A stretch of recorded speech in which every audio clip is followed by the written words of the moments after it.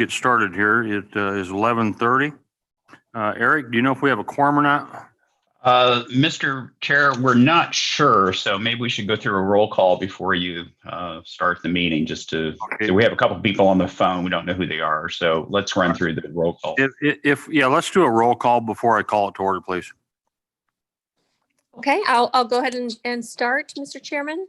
I'll go down a list of members. Please unmute and indicate if you're present. Councilmember Barker. Here. Thank you. Governor Lewis. Jen Daniels.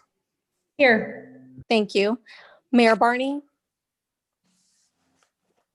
Mayor Bian Wilner. Here. Thank you. Mayor Carlett. Mayor Anderson.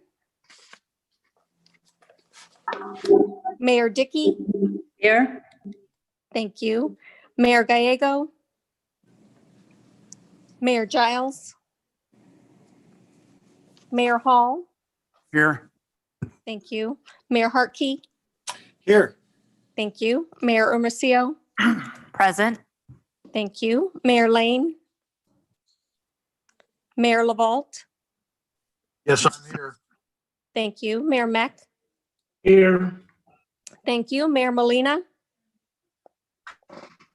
Mayor Pereira. Mayor Schoaf. Here. Thank you. Mayor Mayor Schoaf is Sykes. here. Thank Mayor you, Mayor Schoaf Schoaf. is here. Thank you. I got that, Mayor Schoaf. Mayor Sykes. Here. Thank you. Mayor Tovar. Mayor Walter. Mayor Weiss. Here. Thank you. Sam Elters. President Burnett. President Javier. Supervisor House. Yeah. Vice Mayor Smith. Here. Thank you. And we have our chair present. Is there anyone that I missed? Mayor Carlett is here. Thank you, Mayor Carlett. Mayor Anderson is here. Mayor Anderson, thank you. I counted 16. Mayor Sorry, Gallego as well. Mayor Gallego, okay. So I think we are one short right now, unless I missed somebody. Okay, so this one is here.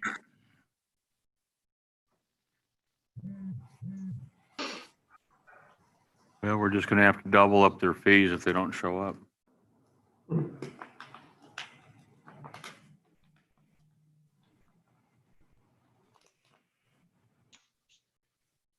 Should we start dialing for dollars?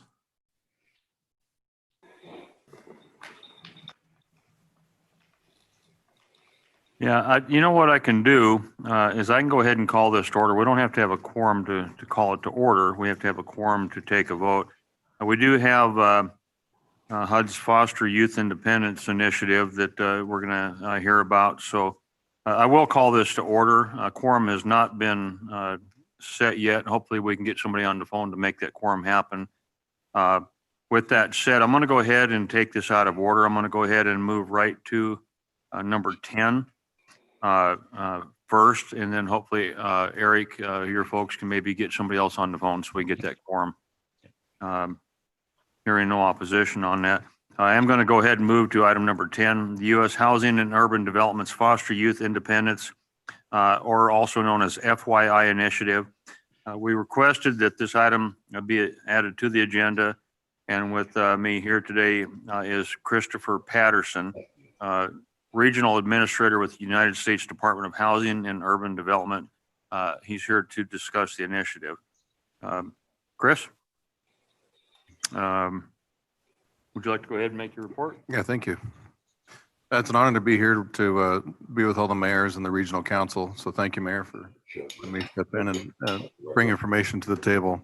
So on behalf of Secretary Carson and President Trump, one of the things that we've done at the U.S. Department of Housing and Urban Development is created an initiative called the Foster Youth to Independence Initiative. This initiative was originally created by 20 current and former foster youth that met with Secretary Carson in Washington, D.C. to discuss their challenges of which they find and barriers once they are about to exit foster care or even after they have been out of foster care. Myself, as being the national lead for the initiative, I am a former ward of the court, as well as I worked for 5 years in the private sector in health and human services. So I worked with autism, schizophrenia, bipolar, dual diagnosed, co-occurring disorders, trafficking, sex abuse. I mean, pretty much the Campbell soup label. And I think the biggest thing is, as a former foster youth myself, I recognize the fact and the challenges of what these kids go through, whether they're in foster care or out of foster care. I think the biggest thing is when the challenges they have. Obviously, we know that when you're 18, you seem to know everything or absolutely nothing, depending on the point of view you're in at the time, where you're at in your stage and the challenges you faced. Myself, when I aged out of foster care, there was 2 choices. There was the Marine Corps and the Job Corps. Both were appropriate for me, and those were the only 2 options I had other than the streets.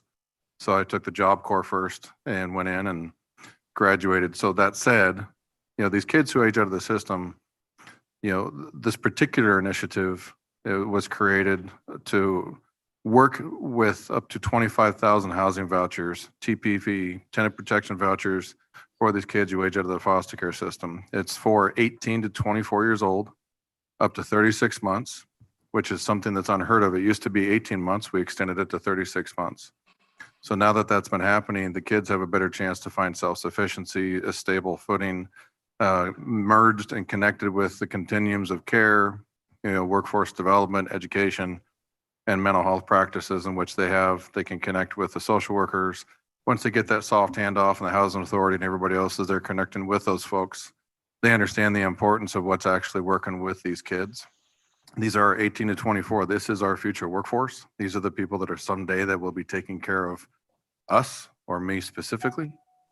And to think about the fact that what we're going to be doing is creating an opportunity to give them a self-sufficient pathway, a stable footing, because when you have absolutely no place to go, when you exit out of foster care voluntarily or involuntarily, you really don't, there's nothing there. I mean, we all know that the streets are pretty mean. I will speak firsthand that they can be extremely vicious.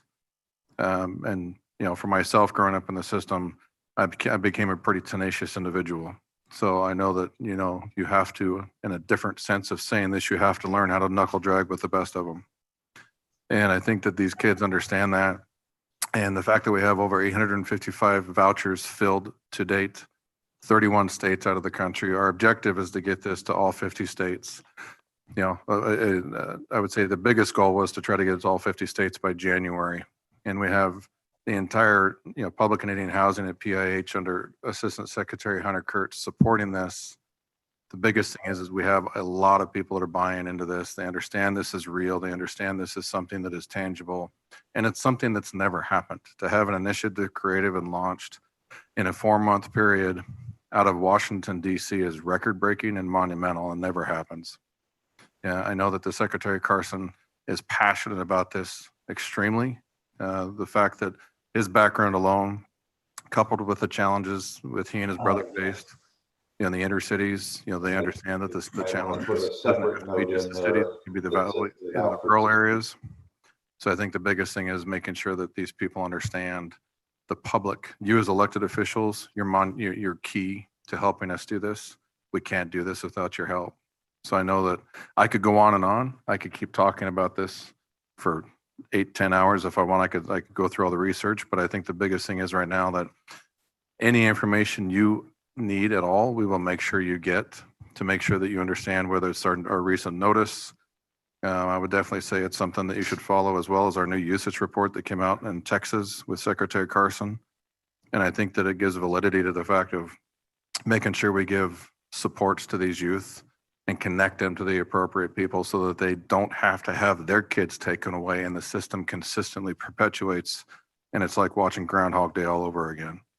So I'm a very blunt man. I don't believe in wasting time on some of the things that we know all the foster youth face. So I think the biggest thing is that we understand that what their needs are, because someday by us doing this now, it keeps them out of the system, which at the end, it's a good return on our cost. And I think it's something that we look at the future of their futures. It's honorable. So thank you. Okay, thank you. So just so everybody knows, we do have a quorum. And then real quickly, I'm going to sort of bounce around here. Do we have any speaker cards, any call to the audience? Mr. Chair, we've received no comments for this item or any other item on the agenda. Perfect. Okay. That makes me able to go right back into what we were already doing, item number 10. So Chris, thank you. Meg, in its role as a region's continuum of care, is working with diverse stakeholders to support youth moving from the streets to stable homes. We just had the event next door before this meeting started. Joining us today to offer a brief update on a continuum of care efforts is Sarah Kent, a Human Services Planner. Sarah? Thank you, Mr. Chairman and members of the Regional Council. As Mr. Chairman said, I'm Sarah Kent, and I'm a Human Services Planner at MAG in the Regional Continuum of Care. I'm honored to speak to you all again today and give an update on MAG's efforts around addressing youth homelessness. First of all, I'm pleased to say that we actively support HUD's Foster Youth to Independence initiative. We support these efforts by helping to identify potential youth and connecting them to housing by working through our centralized coordinated entry system. Our region has a great opportunity to use HUD's Family Unification Program vouchers, or as we call them, the FUP voucher. As Mr. Patterson said, the FUP vouchers are available to youth who are at least 18 years of age and to have had foster care involvement, youth who qualify are homeless or at risk of becoming homeless at age 16 or older. And we are standing by and eager to know how to help all of you to utilize these vouchers, as they are a great way to house homeless youth, as Mr. Patterson said. The most efficient way to coordinate care for youth experiencing homelessness is to have a shared data system. Providers that serve youth who are experiencing homelessness input data into the Homeless Management Information System, or HMIS. A large number of youth experiencing homelessness in our region are not being input into the greater HMIS system. Therefore, we're seeking coordination among the school systems, the McKinney-Vento liaisons, the criminal justice system, and the Department of Child Safety, so that data can be eventually married together into HMIS so that we can all see the complete picture of youth homelessness in our region. The need for a better relationship with the criminal justice system is not only to share data, but to help youth who are incarcerated to get them help with housing before they are released. Each month, we bring together leaders in this work to share best practices, data, and strategies to help prevent youth from returning to homelessness. We know that housing solves homelessness. MAG and its continuum of care support this effort through addressing the challenges youth face every day to become and remain housed, and working with local communities and governments to provide rental subsidies for those in need, as well as ensuring that person-centered best practices are available to youth so that we may help them to be empowered to succeed in all areas of living, working, and learning. So I have greatly appreciated everybody's time today. And with that, Mr. Chairman, that concludes my update on MAG's efforts around addressing youth homelessness. And I want to thank you all very much for your time. All right. Well, thank you, Ms. Kent. Are there any questions for Ms. Kent from our membership? Okay, I guess you got off easy this time. Thank you. Okay, this item was on the agenda and it was for information and discussion only. With that, sir, if you would like to stay, you're welcome to, but you're more than welcome to leave if you want to. Okay, we're going to go ahead and move on to Executive Director's Report. Next item is just that. Eric Anderson with the Maricopa Association of Government Executive Director will give us a report. Eric? Hey, Mr. Chairman. We will have a robust discussion next month on homelessness, both at Management Committee and Regional Council. So I think we're going to continue this discussion. It certainly is a big national issue and certainly a big issue here in the region too. So we go to the next slide. So October being not just the month of Halloween, is also National Pedestrian Safety Month. The key theme is everyone is a pedestrian, everyone has a responsibility. It's highlighting behaviors that put pedestrians at risk. There's a resource link there to some national resources. At the MAG level, we've also launched the See Me Arizona effort along with the state And you'll see the link there to pedestrian safety program, our pedestrian safety program webpage. Go to the next slide. So in last month, the Regional Council passed a resolution supporting October as Domestic Violence Awareness Month. Thank you for lighting your buildings purple in recognition of this important endeavor. Go to the next slide. We had a Wear Purple Day here at MAG. This was our attempt at doing a staff level, all staff photo of people wearing purple here at MAG. Go to the next slide.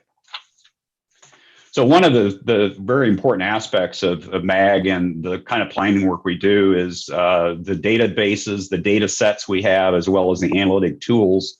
Very pleased to let you know that we just transitioned into a new transportation model at MAG. It's called an activity-based model. It's actually what we call a digital twin. It replicates the region, the unique features for that we can model autonomous vehicles, telework, and COVID, also COVID scenarios, which we've done now too. This has really attracted a lot of national attention too among other COGs and NPOs across the country. The peer review process took more than 2 years to complete. It included a lot of industry experts and peer agencies around the United States. Very proud to say that our model is one of the best in the world, and certainly in the United States. So we'll be using this new model starting next year in 2021. Go to the next slide. Also, the Greater Phoenix Connective. The Connective is a consortium led by not just MAG, but the GPEC and ASU. The European Commission selected the Connective to become a mentor to European cities in the Intelligent Cities Challenge. We're the only city in the United States with this recognition. The goal is to help develop world-class innovation programs around the globe. The Connective was selected in part because of our successful regional ecosystem approach of bringing together 23 jurisdictions as well as university and industry partners. Go to the next slide. Another recognition, Kurt Kottner of our staff and our regional analytics division developed a new residential real estate data explorer. It's up on our website now. This mapping application won the best overall application in the Maps and Apps Challenge for the Arizona Geographic Information Council Education and Training Symposium. So once again, very fascinating tool to use if you want to explore residential real estate in the Valley. I encourage you to get on our website and take a look at that. Go to the next slide. Another point of recognition, our Don't Trash Arizona campaign. This is funded out of Prop 400 tax revenues. Arizona is our home campaign, won the highest level awards at the Arizona Innovation Marketing Association's TIM Awards. The consultant we used off Madison Avenue also achieved mastery in the integrated consumer marketing category. Not sure what that means, but it sounds very impressive. So congratulations to them too. So Mr. Chairman, that completes my report. All right. Well, thank you, Eric. Any questions?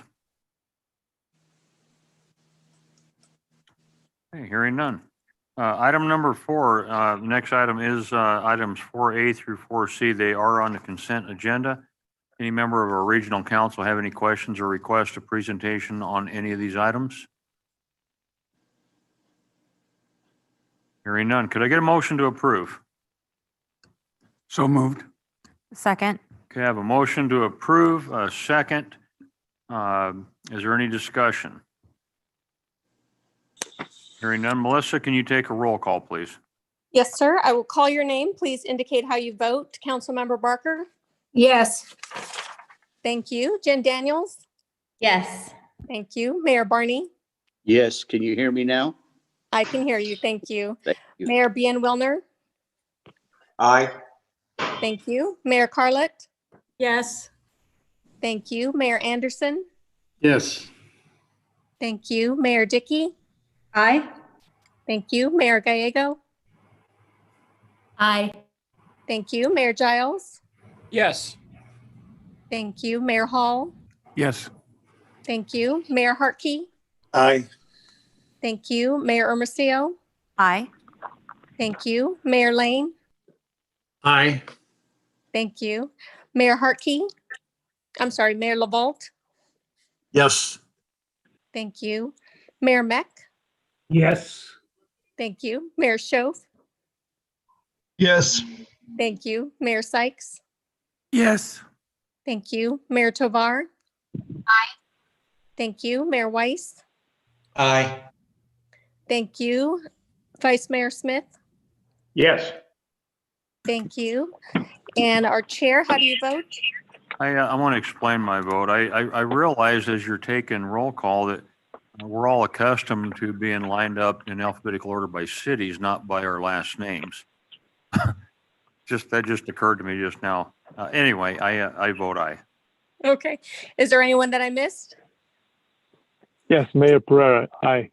Oh, thank you, Mayor Pereira. I got your vote. Thank you. The vote on the consent agenda passes unanimously. All right, very good.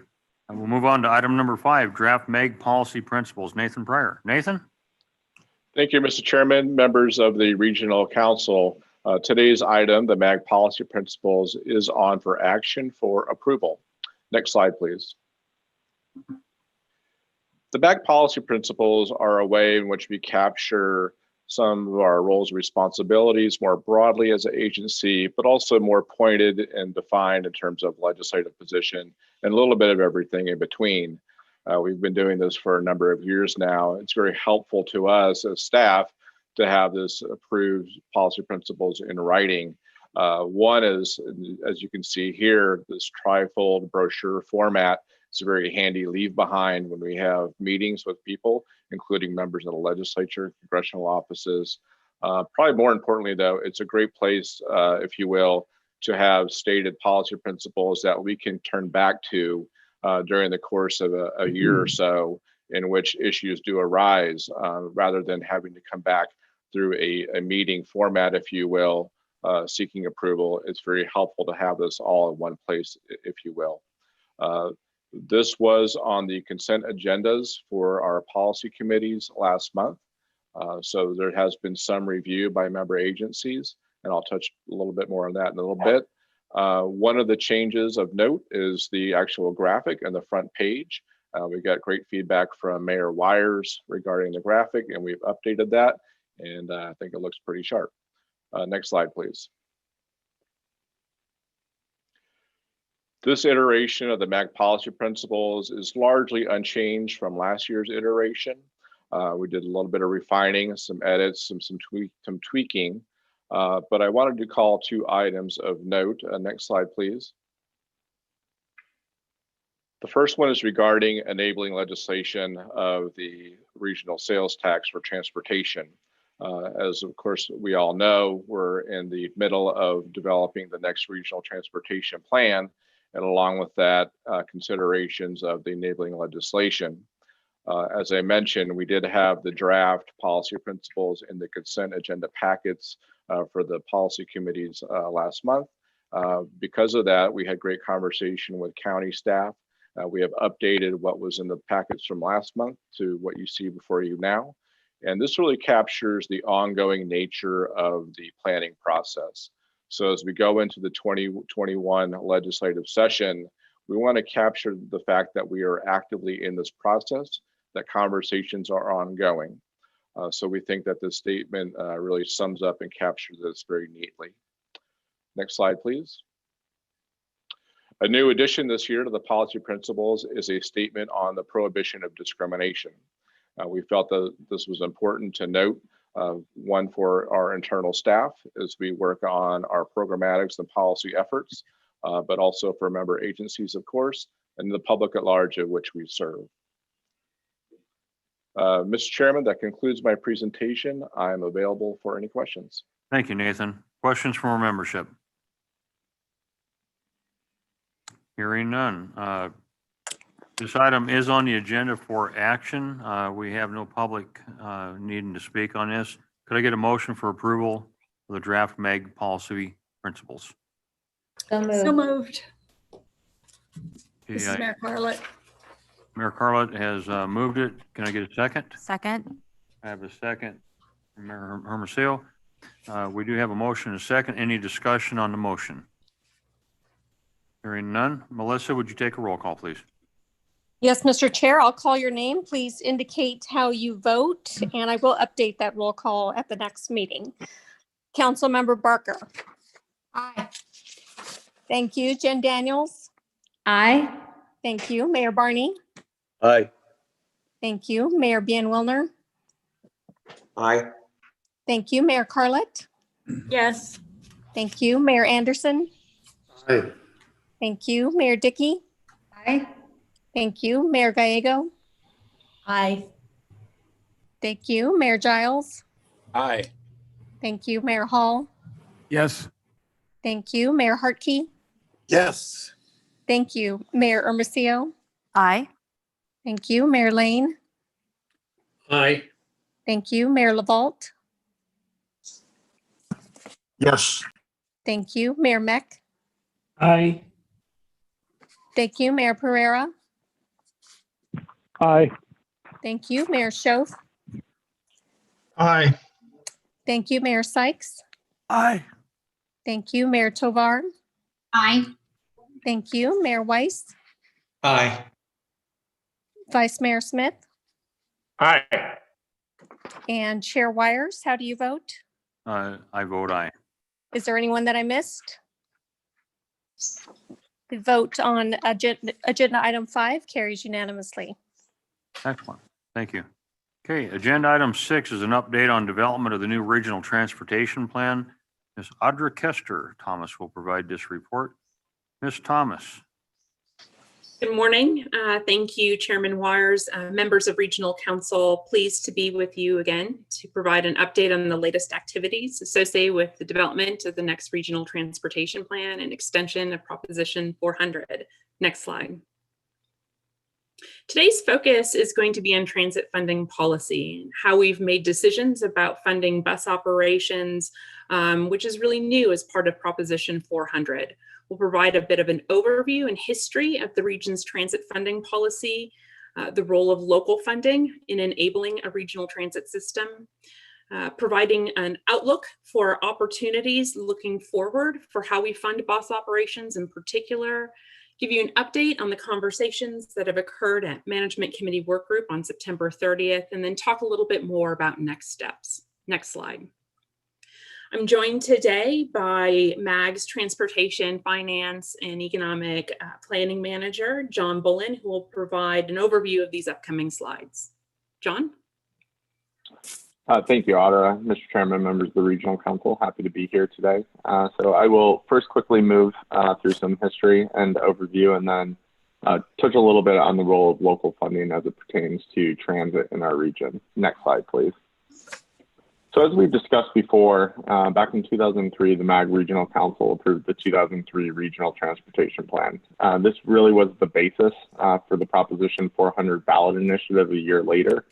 As part of the planning activities for the 2003 RTP, MAG policymakers made a decision to allocate about a third of the half-cent sales tax to transit. Also, they made a decision to allocate a portion of MAG's federal highway funds, as well as MAG's federal transit funds to the transit program. So the transit program is managed through the Transit Lifecycle Program as the financial management tool. And of course, that occurs down the street at Valley Metro. Next slide, please. So the chart you see on the screen represents the allocation of the half-cent sales tax that went to transit back in the 2003 Regional Transportation Plan. About 45% of the total revenues were allocated to rail, and then the remaining balance was allocated to the bus program. So about 7% was allocated to regional ADA service, with the remaining being allocated to regional bus service, as well as the associated bus capital that comes along with it, the park and ride facilities, bus replacements, things of that nature. Next slide, please. So the 2003 plan was really a plan-based approach, if you will. Prior to Proposition 400, transit service across the region was inconsistent. So there was a variance in the amount of days that transit service actually ran, the length that it ran each day, and then how frequent the trips were. So really the goal of the 2003 RTP and Proposition 400 was to provide a standardized level of service across the region. So there were key routes that were identified, what we term as super grid routes. And regional funding was allocated to those routes to provide a standard level of service. Next slide, please. And associated with that, there was a phasing plan. So the intention was that all these super grid routes would not necessarily come online right at the initiation of Prop 400, but rather they would be phased over time. So there were some instances where there were routes that were anticipated to come online at the end of the Proposition 400 program. So now, for instance. Next slide, please. Similarly, there were a number of express routes that were identified, what we call express buses, also known as commuter buses, or in the 2003 plan, BRT. And similar to the supergrid routes, there was a phasing service that was planned. Next slide, please. Fast forward a few years, and with the Great Recession on the horizon and a significant decrease in projected revenues over the life of the half-cent sales tax, the Valley Metro Board ultimately made a decision to move away from a plan-based approach and move towards a funding-based approach, whereby there was an allocation on a city-by-city basis for them to put towards regional transit service. Next slide, please. So that's the framework for which the TLCT operates under today. And of course, one of the potential issues with that, or challenges, if you will, is that the region looks a whole lot different than it did back in 2003, and even different than it did back in 2009, 2010, when the policy decision was made. So of course, as the region decides what type of transit service it wants moving forward, I think these are important lessons learned to consider. And certainly something to keep in mind. Next slide, please.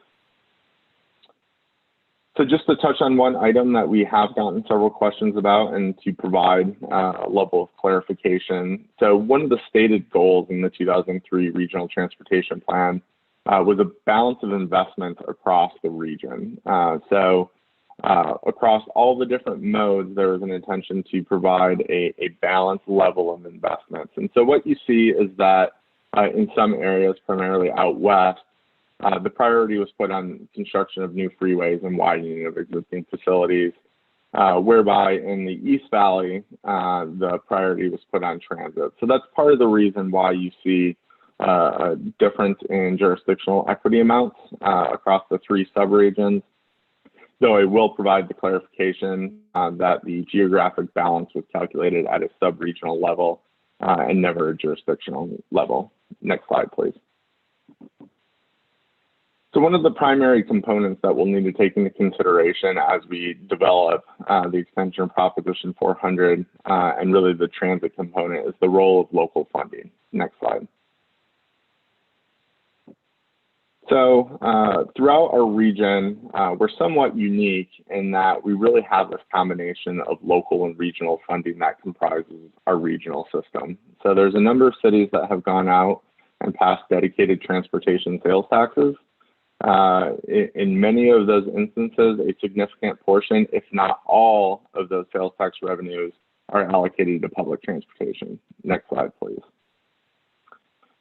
And really, we see that in some of the financial data. And so what you see on the screen is a chart displaying the funding source of all transit operation costs in fiscal year 2019. So this takes into consideration all modes.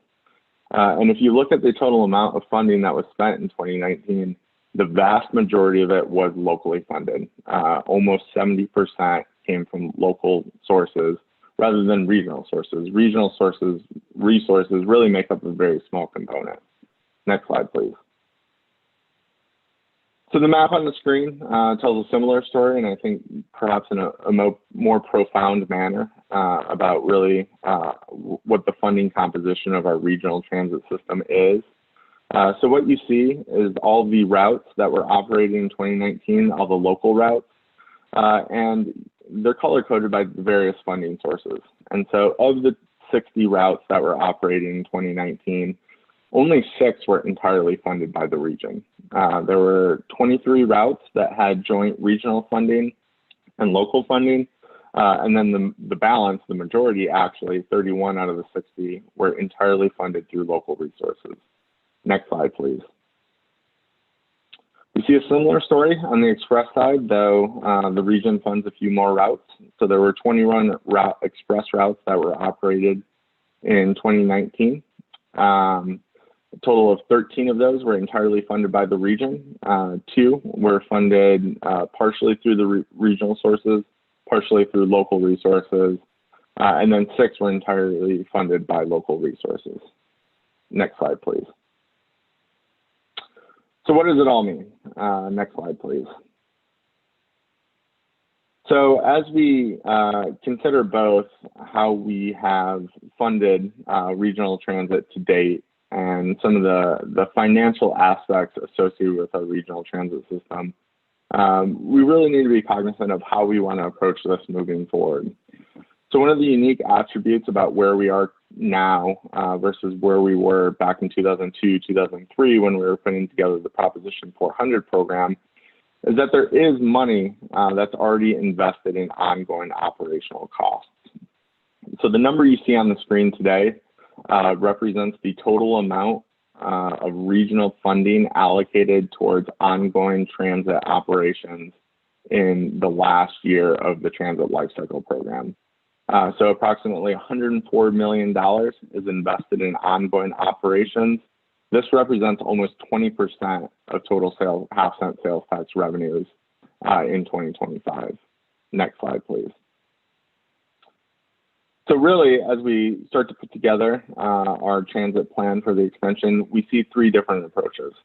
We could revisit that long-range plan-based approach that we initially went with back in 2003 RTP. On the other hand, we could stick with the current approach, which is really an revenue allocation-based approach. Or a third option, which would be new to this region, although certainly not new nationally, would be to migrate to some sort of formula-based distribution, perhaps tied to transit performance. I do also want to note that it doesn't necessarily need to be one of these approaches. There's flexibility in that we could do a combination of approaches. So with that, I'll turn it over to Ms. Kester-Thomas to detail a little bit more about the formula-based approach and talk about the strengths and weaknesses of some of these. Thanks, John. Next slide. So this formula-based approach, as John indicated, is very common across the rest of the country, using data that is keenly available and most up to date. Calculations are made annually and correspond ultimately to regionally focused priorities and service. So you're really responding to where the demand actually exists and incentivizes ultimately regional outcomes. Next slide. There are certainly trade-offs, of course, with each of these 3 different concepts. Revisiting a long-range plan-based approach like we had endeavored upon in 2003 certainly allows us to lay out some lines and tell a story about where the region's priorities and vision are. The consequence, of course, is things change rapidly, especially in bus service. In fact, in this region, we make bus service changes every 6 months. And so it's difficult to commit to a long-range plan that really is susceptible to market changes. And we certainly get asked a lot of questions on our RTP, how we haven't been and why we haven't been able to deliver on that regional transit service plan that we had endeavored on previously. We could continue with a fixed allocation approach. It certainly is a continuation of existing policy, but there is some shortcomings. It doesn't necessarily incentivize regional focused transit.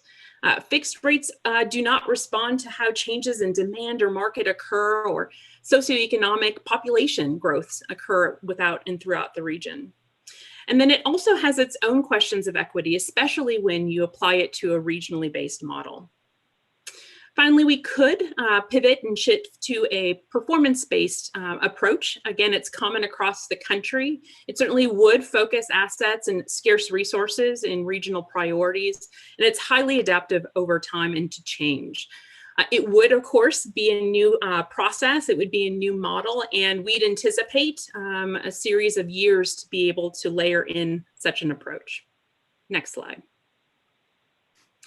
So we presented this information. We included the working paper in today's agenda packet, and we presented this information and had a robust discussion at the September 30th work group and wanted to provide you some of the feedback we heard. Next slide. I think we heard loud and clear an interest from managers to maintain the funding that's already existing for the regionally supported routes and service. So those purple lines on the map, if you will, that Mr. Bolden demonstrated in a few slides ago. There was an acknowledgement that if regional funding isn't changed and is held constant, the regional network, transit network, could not grow or improve without and mandated by only local funding. In other words, if we don't change regional funding sources, the only way to expand a transit network or improve the transit network in this region is if local funding is made available to do so. There was a recognition that at the end of the day, we have a promise to make to the voters. We delivered in 2003 and then ultimately with the 2004 vote, a plan-based approach, a map, lines on a map, if you will. And voters voted on that. We then shifted to a revenue-based model, which is even more complex to explain to constituents. I think the realization is that whatever approach we move forward with, we're going to have to be able to easily explain that to voters who will ultimately need to endorse our approach.